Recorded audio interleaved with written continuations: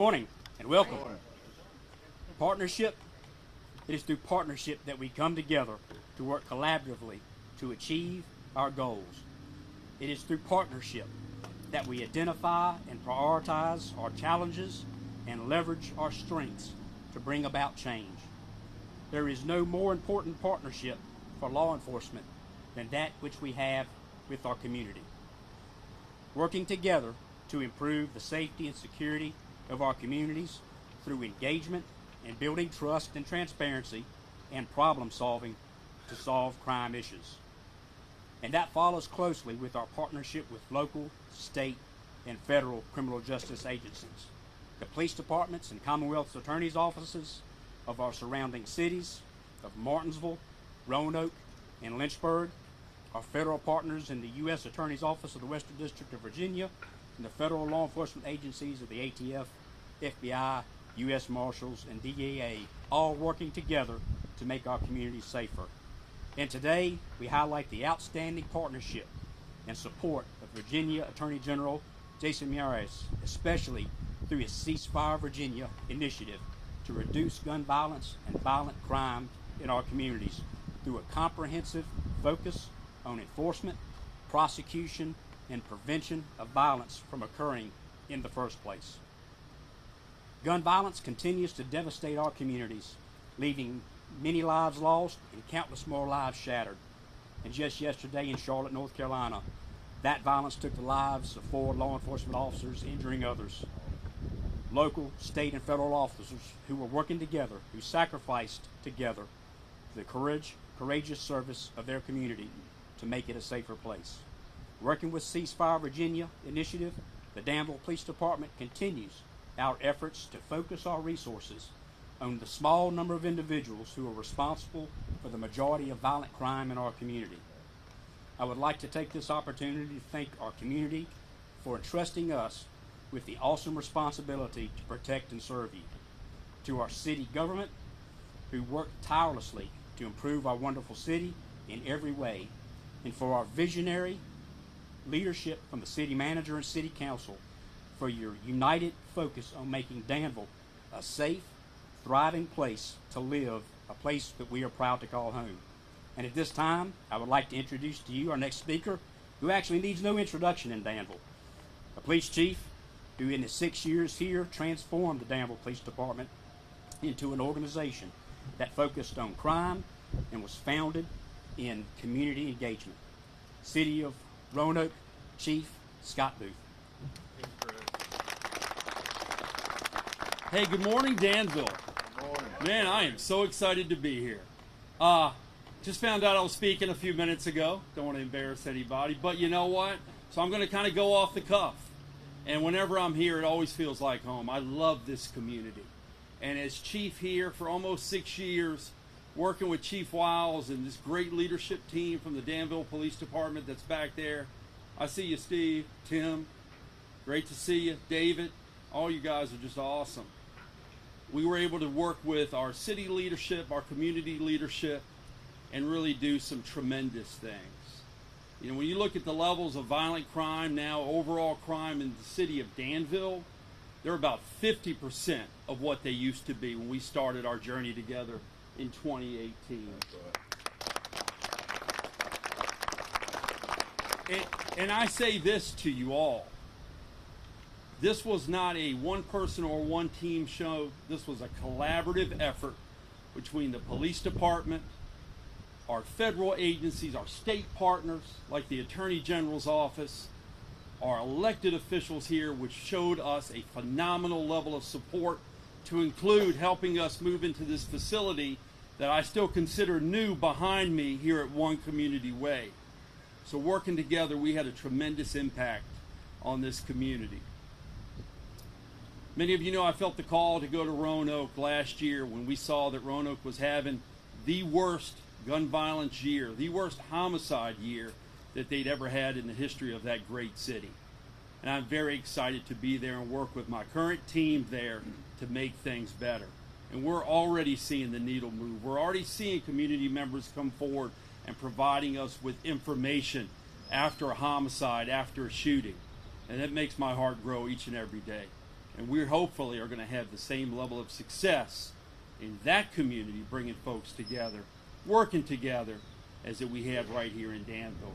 But a key component of this, of having that impact, is really partners like the Attorney General's office, entities like Operation Ceasefire that we used here in the Danville Police Department to purchase equipment like our NIBIN so that we can process shell casings using ballistics imaging after a violent incident so we can target those violent offenders and bring them to justice. Allowing us the resources and the money to invest in things like real-time crime centers, that we can use get real-time intel to move on violent offenders and have an impact in our community. Many times I always say this: reducing homicides, reducing violence is a team sport. And Operation Ceasefire and those partners you see behind me are key members in that team. So I think I've said enough. I appreciate being here today. It always feels like home, and good to see all of you. Thank you.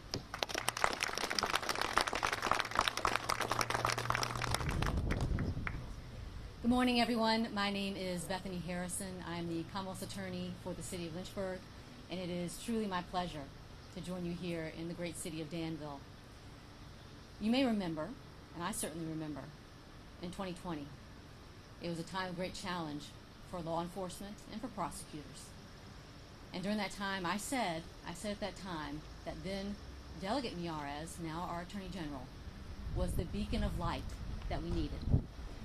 He was the one to restore the integrity of the Attorney General's office to help us fight crime while the democratically controlled General Assembly and Executive Mansion for the Commonwealth of Virginia was letting violent offenders go. And they'd seemingly forgotten about victims. But Attorney General Miyares had not forgotten. And he's made good on what he said he would do, and we see that with his efforts through Operation Ceasefire. We know that justice requires accountability for the offender. Justice requires taking care of our victims of crime. Justice requires equipping our law enforcement officers with the tools they need to complete their job. Justice requires collaboration by law enforcement agencies and prosecutorial authorities at the federal, state, and local level. And justice requires prevention and intervention, that we all have a part to play. Now, we have seen the fruits of these labors in the city of Lynchburg. Due to this support, this help, and the hard work of our men and women in uniform, we have seen violent crime between the years of 2022 and 2023 go down 15% overall in the city of Lynchburg. So we thank you, Attorney General Miyares. We thank you for your support and help in a time even when others were calling to defund the police, something that seems unthinkable now because we've seen the result of that. But we know there's more work to be done, and we know that our men and women in uniform are up to the task, and we certainly know our Attorney General is there to fight for us. And so I introduce to you Attorney General Jason Miyares.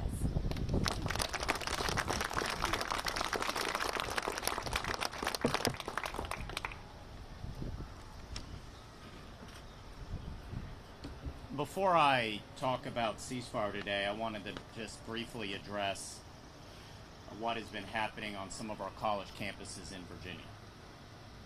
To be clear, our First Amendment rights is one of the bedrock principles of this country. Protesting what people perceive as injustice or wrongs in our society is truly what I have often said is part of the American miracle. The fact that you can express your disagreement and disagreement with those in power. And so the First Amendment is a precious thing. However, to our college students, if you cross that line, if you see what is happening around the country in either California or New York, if you commit acts of violence, if you are so foolish to think you can occupy an academic building in Virginia, if you're so foolish to do what you've seen around the country and directly threaten our Jewish students, or side with those that want to publicly exterminate our Jewish brethren and citizens, then there will be consequences. There will be action. Yesterday evening at VCU, we saw some of our finest men and women who wear the badge that were assaulted. To those perpetrators, we will use every resource we have to track you down. We will find you, we will prosecute you. That is indeed a felony. There will be consequences for your actions.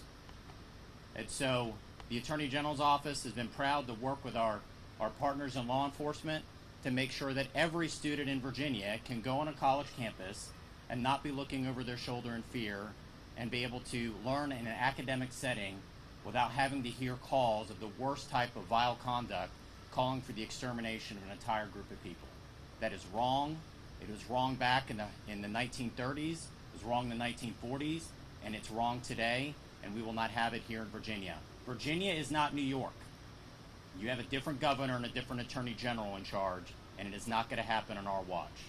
Now, keeping with our theme of public safety, Operation Ceasefire is something that we are incredibly proud of, but we're only able to do it because of partners. And I want to recognize both our friends in the General Assembly that are here. I cannot tell you how important it was that these General Assembly members stood up to the plate and insisted that we get the funding we need for Operation Ceasefire. So thank you, gentlemen, for being incredible partners for public safety in the General Assembly with us on ceasefire. It would not happen without the support of you all, and obviously the support of this governor. When the governor and I had launched Operation Ceasefire in October of 2022, we had bold ambition. We were going to target 13 of our cities that had unacceptable high levels of gun violence with a 3-tiered approach. It was going to be prevention, it was going to be intervention, and indeed it'd also be prosecution. One thing that we had seen talking from so many when I took office, I really wanted to listen to those that are on the front line, both in law enforcement or those that are really trying to mentor, particularly young men, about some of the challenges they're facing. And I talked to several individuals who said, one of the 3 best avenues for those for not to join a gang lifestyle is after-school sports, after-school activities, and after-school church activities. Well, what was closed for 18 months during COVID? All of those. But the gangs were not. And so many young people got called into the siren call of violent activity. And I talked to one gentleman who got out of the gang lifestyle earlier in his life, and he said, when you're a teenager, and I think all of us can identify this, the one thing you want more than anything else, in many ways, is just to find a sense of belonging and acceptance. Well, that's why part of Operation Ceasefire is making sure that we're getting the right information to young people. Don't go in the gang lifestyle, whether it's with our Virginia Rules program, whether it's partnering with so many different organizations, whether it's the Boys and Girls Club, whether it's Big Homies down in Portsmouth. These are groups that are mentoring young men and individuals about making the right life choices and being good citizens and how important it is. We're also proud of the fact that part of Operation Ceasefire is intervention. I've visited Wallens Ridge. I've gone to Red Onion. I've gone to St. Prize. I've met with inmates about what are the challenges and the fears they have entering in our society. Because Virginia has one of the lowest recidivism rates in the country. That's a great thing. But I wanted to hear directly from these gentlemen as they were re-entering society, what's your greatest fear? And I heard over and over again, finding a job. And so one thing I was constantly hearing from employers as well is we can't find enough workers. And so we're very proud of the fact that we just had this month our 3rd Returning Citizens Job Fair in Norfolk. We've had one in Richmond, we've had one in Petersburg. Partnering up our employers, groups like Newport News Shipbuilding and others, with these returning citizens so they can have the dignity of work and celebrate the fact that they can get back on their feet and go chase their dreams. I love to say in America, it's not about the last chapters, it's about the chapters yet to be written. And so we're proud of that. But yes, also prosecution. The reality is that roughly 3 to 5% of felons are committing over 50% of the violent crime. So if you want to lower crime, you have to go to those violent repeat offenders and get them out of our neighborhoods and off our streets. Some cities and some localities have a different attitude. The average arrest record, for example, in Washington, D.C., of somebody who's been picked up on a homicide charge is 11 prior arrests. And so we had the attitude of we're going to actually partner with our federal partners and our local and state and make sure everybody's singing from the same sheet of music. And so we embedded assistant attorney generals inside our U.S. attorney's offices around the state in these 13 ceasefire cities to prosecute these repeat violent offenders. And so we've seen great success. So it's both prevention, it's intervention, and it's also prosecution. And I'm so proud of the fact that of our 13 ceasefire cities, we've seen absolutely fantastic numbers. Overall, homicides in Virginia, our goal was to drop it by 10% our first year. It's dropped by 17%. We've seen right just here in the city of Danville a 25% decrease in homicide, a 28% decrease in robbery. My great partner Bethany Harrison, who does such a great job in Lynchburg, having a mindset that she's going to both stand up for victim and keep the community safe, has seen a 50% decrease in homicide as well. So we've seen time and time again these policies, these collaboration of prevention, intervention, and prosecution, making sure that everybody's working together, whether it's local or state or federal authorities, we can see real results being delivered for individuals. And so I want to both thank those that are here today. I want to particularly thank our Danville Police Chief Wiles for being here today, as well as our dear friend from Roanoke that has come in, because as you can tell, I can't do this on my own. The idea was we're going to do this as a team, and this team has had some great success. We still got a long way to go. It's getting towards the summer months. If you look historically, people get out. Warmer weather sometimes means an increased level of crime, so that's part of the reason why we've been aggressive getting that message out to communities that gun crime means more time. Leave your gun at home.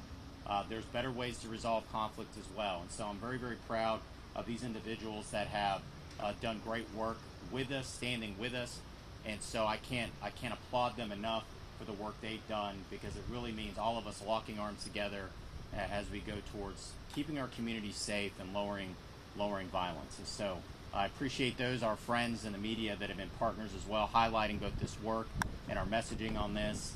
And without further ado, I'd like to take some questions from those that may have some follow-up questions, either for myself or any of the police chiefs or the people behind me.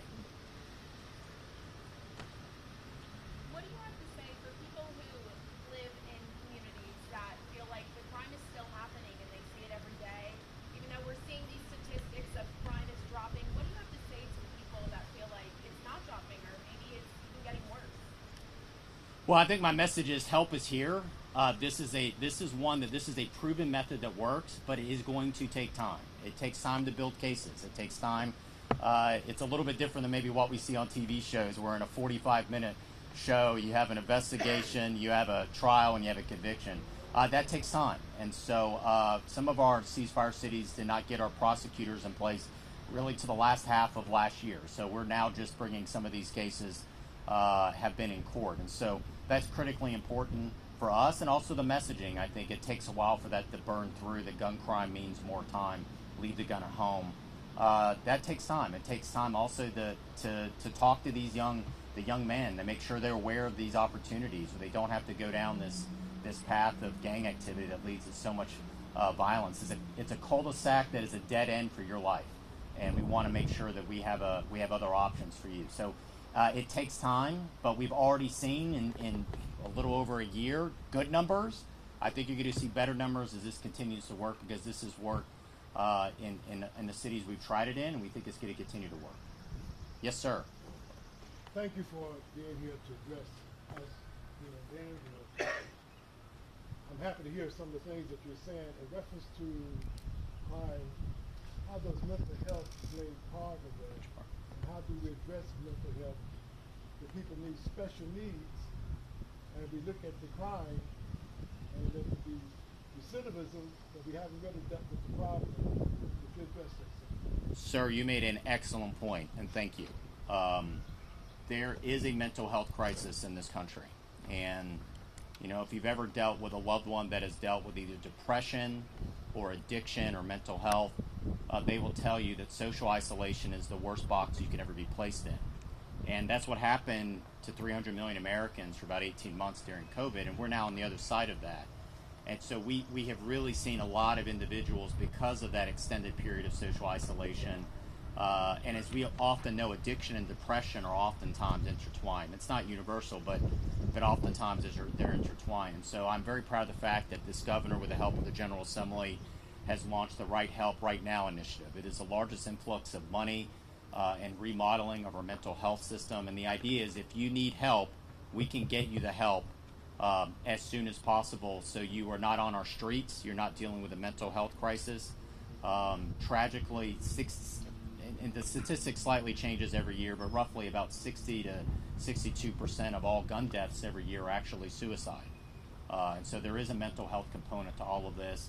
I know the governor's doing a huge influx on mental. We have a long way to go, but I'm proud of the fact that the governor's both addressed it. Secretary Littell has addressed it as well, and we're going to continue to put resources in to make sure that people get their help. And if you're dealing with addiction, one of the things that we're most proud of is the fact that we've gotten some of the largest settlements in Virginia history against these huge pharmaceutical companies that treated so many Virginians like we were a chemistry test. They were pushing out OxyContin and so many addictive drugs to unsuspecting Virginians.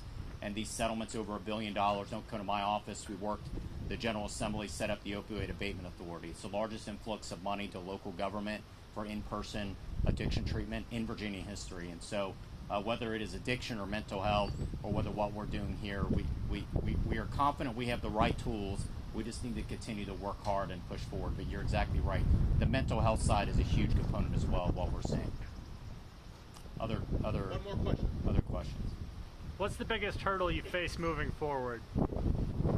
Well, I'm very, very grateful that we have a split government with a different party controls the assembly, and candidly, I was a little nervous at first before the budget came out about continued support and funding for Operation Ceasefire. I was grateful for the fact that in Norfolk, at our press conference in Norfolk on ceasefire, Speaker Don Scott, whose hometown is Portsmouth, is one of our ceasefire cities, came to the press conference and stood with us. It shows that we can find ways of consensus moving forward, and I'm grateful for that. So far, the last budget I saw, we still have continued funding. I'm obviously worried about what the final budget is, but so far, all signs look good. I know this is a passion project as well for the governor. This is one of his signature initiatives, so I'm grateful for that fact. And I hope whatever budget we get before June 30th will continue to have the level of support that we've seen the General Assembly provide so far for us on that front. Any other questions? Thank you all. Appreciate it. God bless you.